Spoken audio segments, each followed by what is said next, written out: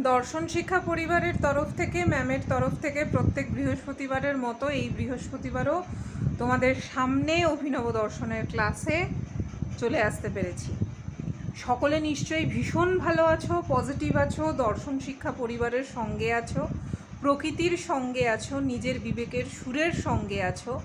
সকলে জেনে না জেনে, বুঝে না বুঝে সেইভাবে সেই অর্থেই বলছো রাম নারায়ণ রাম, রাম নারায়ণ রাম, রাম নারায়ণ রাম। তো আগের বৃহস্পতিবার বলেছিলাম যদি দেহে থাকি তাহলে ডেফিনেটলি তোমাদের সঙ্গে চতুর্থীর দিন দেখা হচ্ছে। দেহেতে আছি, চতুর্থীর দিন চলেও এসছি, দেখাও হয়ে গেছে, কিন্তু বাইরের পরিস্থিতিটা কি সাংঘাতিক। এই রকম পরিস্থিতিতে এই রকম একটা পুজো পুজো ভাব নিয়ে সত্যি সত্যি কথাগুলো শুনতে কি ভালো লাগবে? মানে সত্যি সত্যি আলোচনা, সত্যি মিথ্যে এগুলো তো নাকি সব আপেক্ষিক, কিন্তু এই এই মুহূর্তের যে আলোচনাটা শুরু করছি, শুনতে ভালো না লাগলেও একটু চেষ্টা করো ভেতরের সেই 7 চক্রের মধ্যে এই প্রত্যেকটা শব্দকে বারংবার বারংবার বারংবার যাতে আমরা কোথাও একটা গিয়ে নিজেদের মধ্যে সেই সাপ লুডো খেলার মতো, যদি নেবেও যাই তাহলে আবার মই দিয়ে উঠবো, যদি নেবেও যাই তাহলে আবার মই দিয়ে উঠবো, এইভাবে গ্রহণ করার জন্য। তো শুরু করছি, শেষ যেখানে করেছিলাম সেই প্রত্যেকবারের মতো বলে নিয়ে আজকে থেকে শুরু করছি।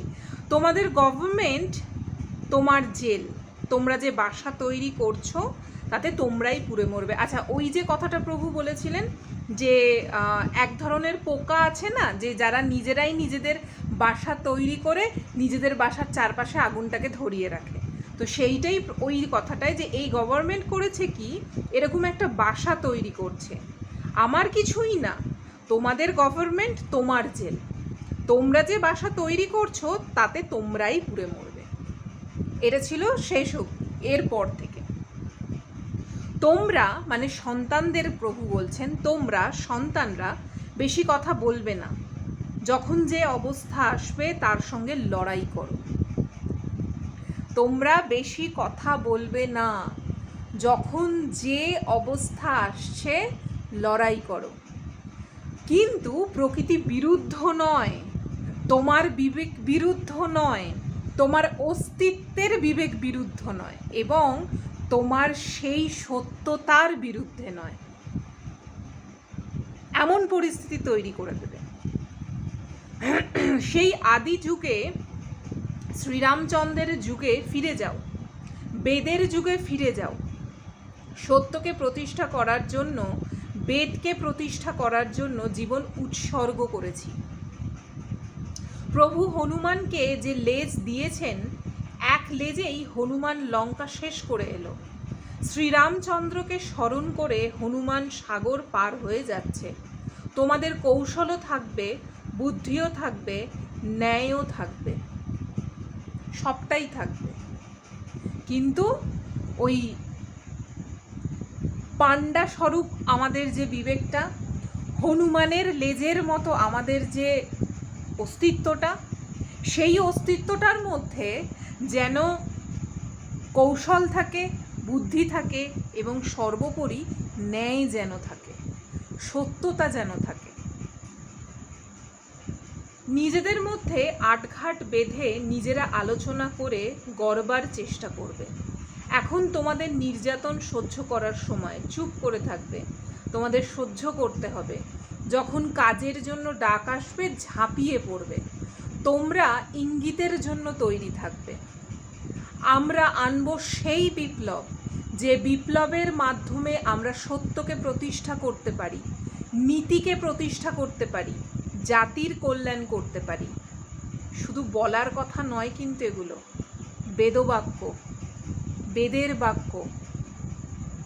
এই আসা যাওয়ার পথে যে মৃত্যু চলছে তার কোনো দাম নেই, আর বৃহৎ কাজের জন্য মহৎ উদ্দেশ্যে যে মৃত্যু, তার মধ্যে অভিনবত্ব আছে। সেই কাজের জন্য আমি নির্ভাবনায় নিজেকে উৎসর্গ করলাম। তাহলে এই যে কথাটা প্রভু বললেন, আমরা আনব সেই বিপ্লব, যে বিপ্লবের মাধ্যমে জাতির কল্যাণ করতে পারি। এই আসা যাওয়ার পথে যে মৃত্যু চলছে তার কোনো দাম নেই, আর বৃহৎ কাজের জন্য মহৎ উদ্দেশ্যে যে মৃত্যু, তার মধ্যে অভিনবত্ব আছে। কাজেই সেই কাজের জন্য আমি নির্ভাবনায় নিজেকে উৎসর্গ করলাম। আচ্ছা, যাদের দুঃখ নেই তারা বেঁচে আছে? সত্যি সত্যি যাদের দুঃখ নেই,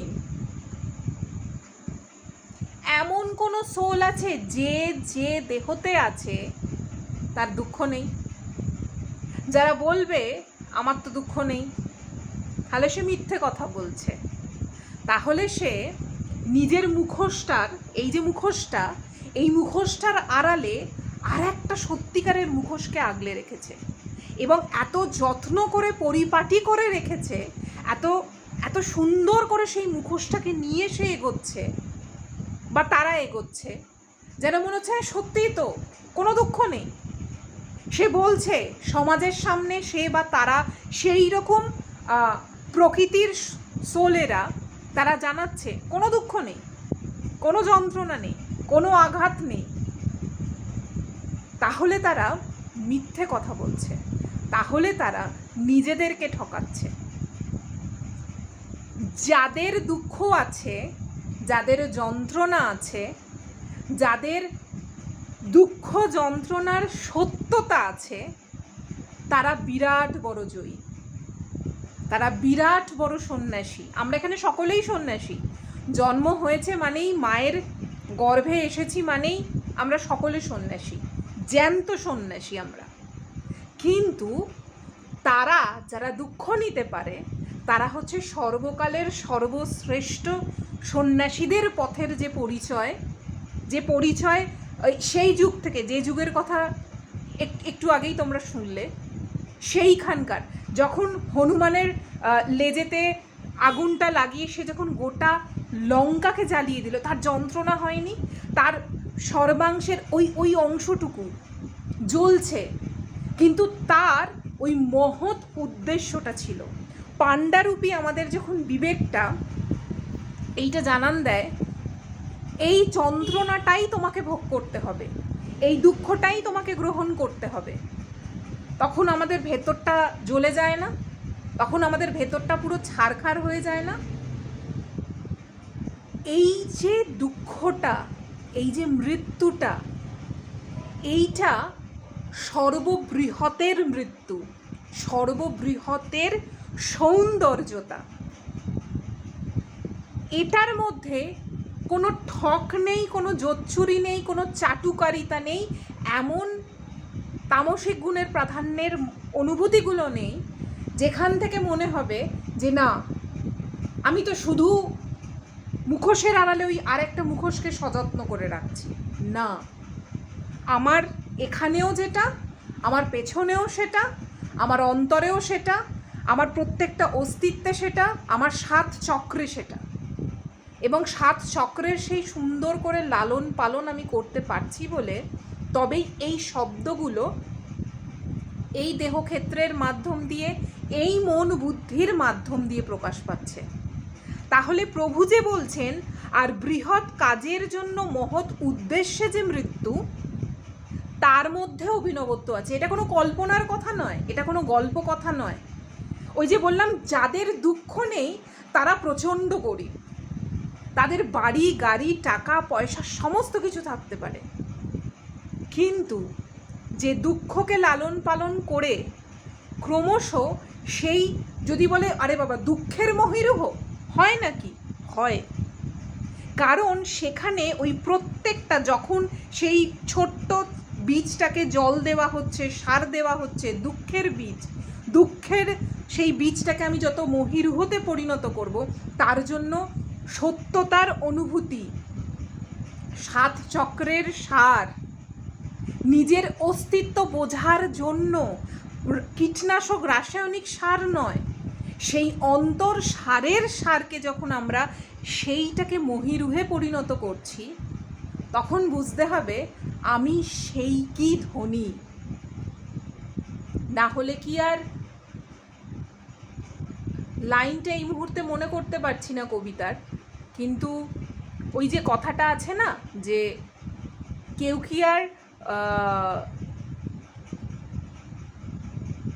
মানে নিজেদের সেই এইখানকার বাহ্যিক যে পরিচয়, সেই পরিচয়কে মুছে দিয়ে কেউ সিঁড়ি পুঁতছে,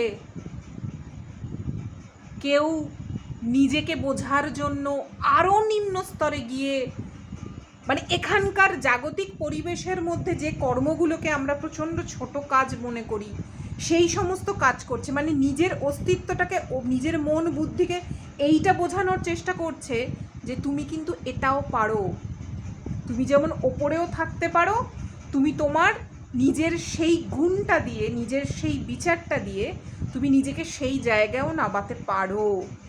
তাতে কোনো দুঃখ নেই, তাতে কোনো অলসতা নেই, তাতে কোনো মিথ্যাচারিতা নেই। এবং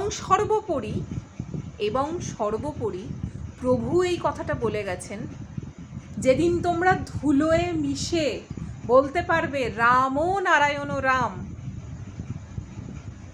তোমরা সেই দিন বেদের কর্মী রূপে নিজেকে আরেকটু সেই পথে, সেই চেষ্টার দিকে এগিয়ে নিয়ে যাবে। শুনলে মনে হবে কথাগুলো কি সুন্দর না, নেচে নেচে, হাত ঘুরিয়ে ঘুরিয়ে, চোখ বড় বড় করে, কত কিছু করে, কিন্তু এই যে ভেতরের এই যে অনুভূতিটা, এটাই প্রভুর সেই সুর, মানে সেই সুর। তোমাদের কাছে যখন এই সত্যটা, মানে এই প্রভুর এই বেদ বাক্যটাকে যখন তোমাদের সকলের সঙ্গে ভাগ করে নিই, তখন সত্যিই মনে হয় এইটা প্রভু আমাকে এইটুকু অন্তত তো দিয়েছেন, এইটুকু সুযোগটা তো দিয়েছেন, এই মন এই বুদ্ধির মতো করেই বলে, কিন্তু সেইটা তোমাদের কাছে অন্তত পৌঁছে তো দিতে পারছি।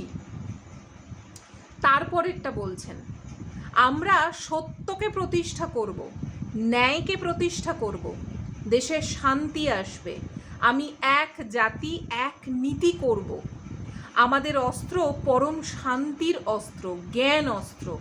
সবসময় খেয়াল রাখবে ঠাকুর কি বলেন, ঠাকুর কখনো বলবেন না মার। আমি যদি বলি মার, তুমি মারলে, তারপর সেও আর একখান দিল, মারামারি বেঁধে গেল, আমি তা বলবো না। এত তো মারছে, কারা মারছে, কে মারছে? নিজের অস্তিত্বকেই আমরা মারছি, নিজের সেই স্বভাবজাত কুপ্রবৃত্তিগুলো দিয়ে, নিজের সেই সত্যতার আলোর যে পথটা, সেইটাকেই আমরা মেরে দিচ্ছি, একটা বিরাট বড় দেওয়াল তুলে দিয়েছি। না, আমি এখানকার এই সুখ, এই আনন্দ, এই এত কিছু নিয়ে আমি মেতে থাকবো, কি হবে, ও যা হবে দেখা যাবে, আগে তো ভোগ করে নিই, আগে তো একটুখানি ব্ল্যাক বল পাঠিয়ে নিই, আগে তো একটুখানি বদমাইশি করে নিই, তারপর যা হবে দেখা যাবে। ততদিনে গল্প লেখা হয়ে যাচ্ছে। এখানে যে গল্পটা আমরা তৈরি করছি, সেখানে সুন্দর করে গল্পটা লিখে রাখা হচ্ছে, তো প্যারা টু প্যারা, লাইন বাই লাইনের হিসেব হবে। ওই যে যারা আমরা মানি, একটা চিপ লাগানো আছে আমাদের, ওই চিপে সমস্ত কিছু আগে থেকে রেকর্ডেড। কত জিবি তুমি লোড করেছো, কত জিবি তুমি খরচ করেছো, কোন কোন অনুভূতির জন্য কি কি তুমি অ্যাপ্লাই করেছো, সমস্ত রেকর্ডেড। রেকর্ডটা প্লে করে দেওয়া হবে, দেখো এই করে এসছো, তাহলে যাও, এবার ছ্যাঁচাগুতোটা তো খাওয়া হলো, এবার তোমার জন্ম হচ্ছে নর্দমার ওই ছোট্ট ছোট্ট কীট বা সাপ, ব্যাং, ছুঁচো, বা হতেই পারে এগুলোর কোনোটাই নয়, আরও নিকৃষ্টতম কিছু। এখনো সময় আছে, আমি কিন্তু অলরেডি আজকে ওখানে শেষ করে দিয়েছি, আজকে এটুকুই। সকলের কাছে একটাই বলার, এই যে তোমাদের সঙ্গে এইভাবে আসি, এইভাবে যে প্রভুর মুখনিসৃত বাণী তোমাদেরকে বলি, কতজনের সেই সত্যতা, কতজনের মধ্যে এইটুকু জানার ইচ্ছেটুকু হয়েছে যে সত্যি কি এগুলোর কোনো রকম কোনো কি বলি, মানে সত্যি কি এগুলোর কোনো রকম কোনো অস্তিত্ব আছে? যদি তোমার অস্তিত্ব বা তোমাদের অস্তিত্ব বা আমার অস্তিত্ব থেকে থাকে, তাহলে এগুলোর সমস্ত কিছুর অস্তিত্ব আছে। এবং ক্ষিতি অব তেজ মুরুদ বোমের যদি অস্তিত্ব থাকে, চন্দ্র সূর্য গ্রহ অনন্ত কোটি অনন্ত কোটি অনন্ত কোটি এনাদের যদি অস্তিত্ব থাকে, মহাকাশের যদি অস্তিত্ব থাকে, তাহলে এগুলোর অস্তিত্ব আছে। তাই জীবনকে কিভাবে যাপন করব আমরা, কোথায় কোথায় শুরু করব আর কোথায় কোথায় শেষ করব, সেটা সম্পূর্ণ আমাদেরই হাতে। তোমরা বুঝে বলো, না বুঝে বলো, তোমরা ভালোবেসে বলো, ঘৃণায় বলো, তোমরা এমন অনন্ত কোটি অস্তিত্বের সেই অনুভূতি নিয়ে বলো, কিন্তু বলবো তোমরা বলো রাম নারায়ণ রাম, রাম নারায়ণ রাম, রাম নারায়ণ রাম। বলো। আজকে এটুকুই। নেক্সট ভিডিওতে তোমাদের সঙ্গে দেখা হচ্ছে, তবে আগামী বৃহস্পতিবার নয়, আগামী বৃহস্পতিবারের অভিনব দর্শনের ক্লাসটা বন্ধই রাখছি। তারপরের বৃহস্পতিবার ওই একই কথা, যদি এই প্রকৃতিতে থাকি, যদি এই মন্দিরে অস্তিত্ব প্রভু রেখে দেয়, তাহলে এই মন্দিরের দরজা খুলবে, অভিনব দর্শনের ক্লাসে তোমাদের সঙ্গে দেখা হবে। এবং আজকে যেখান থেকে শেষ করলাম সেই শেষটুকু বলে নিয়ে আবার নতুন করে শুরু করব। সকলে ভীষণ ভালো থাকো, পজিটিভ থাকো, দর্শন শিক্ষা পরিবারের সঙ্গে থাকো, প্রভুর সঙ্গে থাকো, নিজের বিবেকের সুরের সঙ্গে থাকো, নিজের অস্তিত্বের সঙ্গে থাকো। এবং সকলে সকলে বলো, বুঝে বলো, না বুঝে বলো, রাম নারায়ণ রাম, রাম নারায়ণ রাম, রাম নারায়ণ রাম। আজকের মতো টাটা। নেক্সট ভিডিওতে তোমাদের সঙ্গে দেখা হচ্ছে।